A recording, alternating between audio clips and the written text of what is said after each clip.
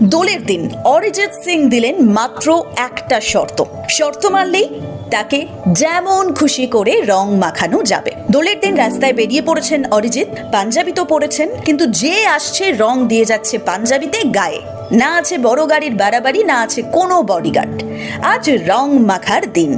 সাদা পাঞ্জাবি পরে স্কুটি নিয়ে পাড়ার গলিতে ঢুকে পড়লেন অরিজিৎ। কোটি কোটি টাকার মালিক, দেশের অন্যতম বড় সুপারস্টার, কিন্তু এতটাই সহজ তিনি।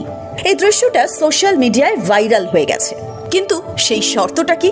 চলে আসুন আমার সঙ্গে, জানাই আপনাকে আজ অরিজিতের সেই শর্তের কথা। অরিজিৎ বললেন, যত খুশি রং লাগাতে পারো, আমি তো স্কুটি নিয়ে ঢুকেই পড়লাম তোমাদের পাড়ার গলিতে, কিন্তু সেলফি তোলা যাবে না। ব্যাস, যত ইচ্ছে রং মাখাও। আর বাচ্চারা তো খুশিতে আত্মহারা। কে সেলিব্রিটি, কে সাধারণ মানুষ, সেসব তো ওরা বোঝে না। দোলের দিন রং খেলবে, এটাই ওদের কাছে আসল আনন্দ। আর সেই আনন্দেই সামিল হয়েছিলেন অরিজিৎ নিজের থেকে দু গাল বাড়িয়ে দিলেন রং দেওয়ার জন্য। আমাদের বাংলার জিয়াগঞ্জের অলিতে গলিতে নিজের 2 চাকার স্কুটি নিয়ে রঙের দিন ঘুরে বেড়াচ্ছেন সেই চিরচেনা ভাবে অরিজিৎ। এত বড় একজন শিল্পী, অথচ মাটির মানুষ বলতে বলতে আমরা ক্লান্ত। কিন্তু তিনি তার স্বভাব এতটুকু বদলাচ্ছেন না। অবশ্য বদলাবেন কেন?